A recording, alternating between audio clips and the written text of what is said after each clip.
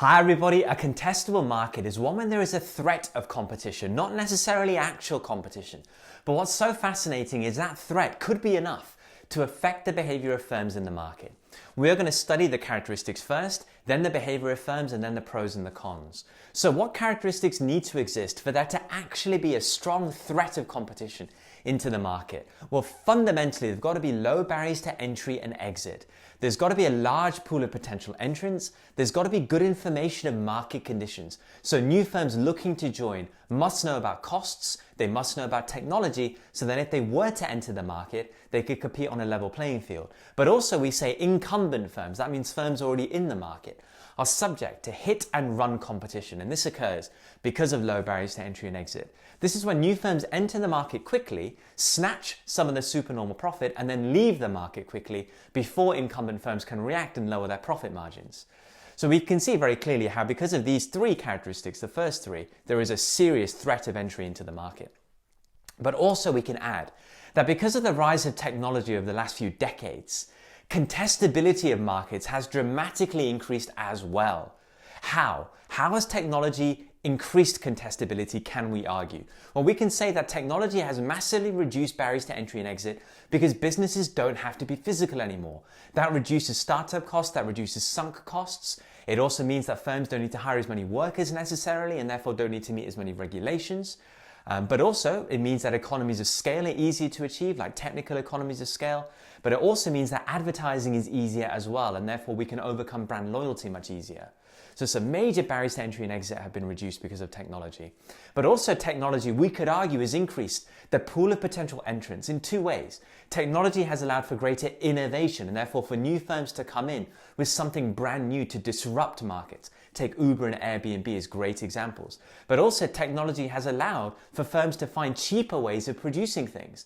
So therefore new firms don't have to necessarily be offering something new because of technology, but technology has allowed them to find lower cost of production methods to disrupt existing firms, therefore increasing the pool of potential entrants. Technology, we can also argue, has increased information. We could argue it's increased information because of the internet and therefore firms can find out easier about costs and technology in the market, but also communication has improved and therefore it's easier to get that key information too. So these are the characteristics of a contestable market. If we're studying a perfectly contestable market, we just need to change that to no barriers to entry and exit and that to perfect information. But the characteristics don't need to be of a perfectly contestable market for us to see outcomes of contestability. Let's look at the outcomes now. Well, let's take the most extreme case of a monopoly market. A monopoly market can also be contestable. Even though we say high barriers to entry and exit there, if they are still low enough for there to be a threat of entry, then this can be a contestable market. And we see here that the monopoly is currently pricing at PM and QM, as we know, currently making supernormal profit. But if this market is contestable, it makes no sense for this monopoly to continue producing there.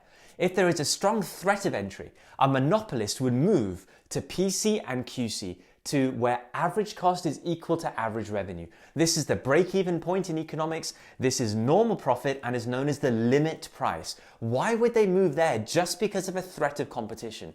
Well, one reason is lower your profit margins and try and eliminate that threat. Take away the incentive for firms to enter the market here. As long as you're making supernormal profits, there is a very strong incentive for these firms to actually enter.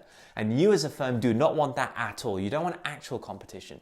So if you lower your profit margins, move towards this limit price here, you're limiting the competition into the market. You're eliminating that threat. When that threat goes away, you can go back to making your supernormal profit. But the second reason why is by lowering your price and increasing your quantity, you are prepared if that threat actually becomes real. So if those firms actually enter the market, you're prepared, you can compete with lower prices and higher quantities.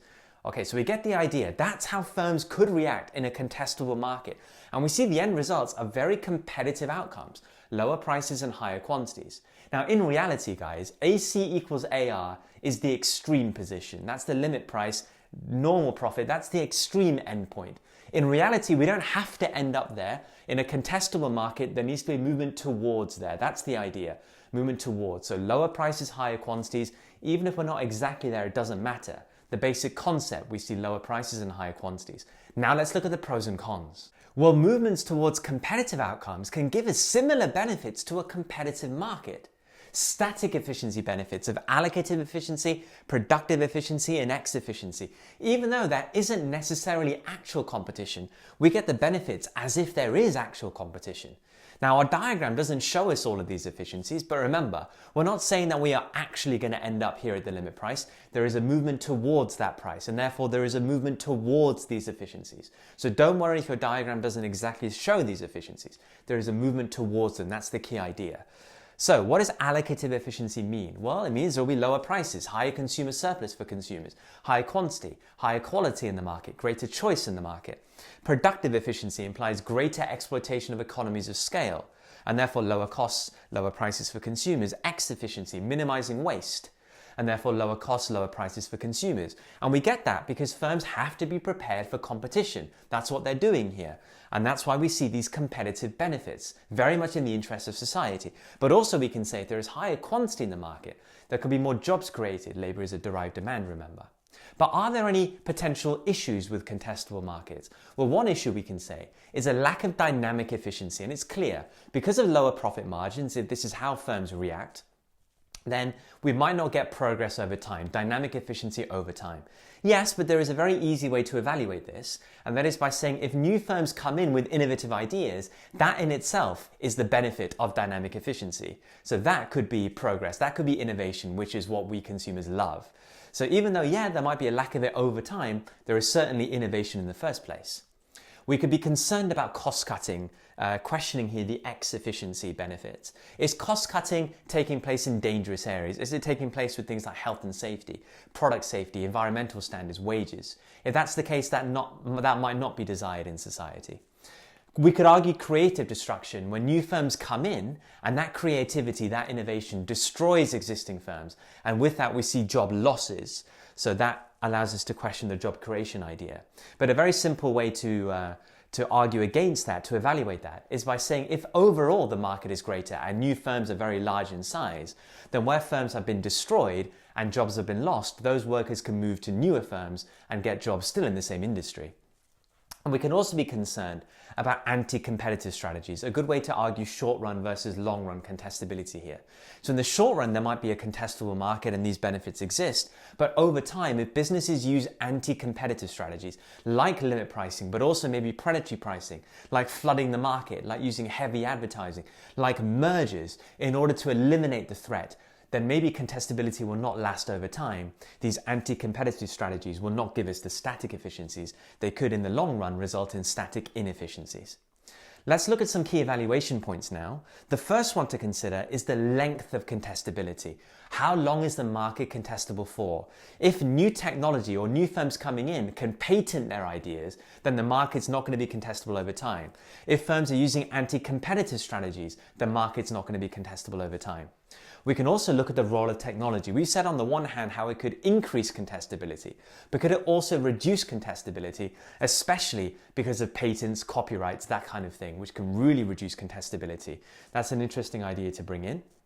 We could also argue that technology can improve information for firms in acquiring consumer data, and therefore firms could actually practice price discrimination, first degree price discrimination a lot more, first and third degree, and that is not necessarily going to give us the static efficiency benefits that we want.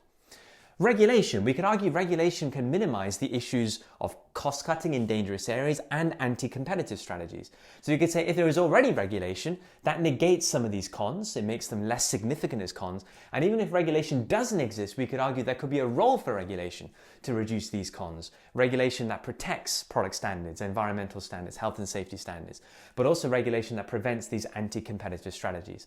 And we've already mentioned how we can evaluate dynamic efficiency by looking at innovation in the first place in the market. So that covers contestable markets, guys. Fascinating to see how just the threat of entry into the market can really change outcomes in the market. Fascinating to study here. Hopefully you found that really interesting. Thank you so much for watching, guys. I'll see you all in the next video.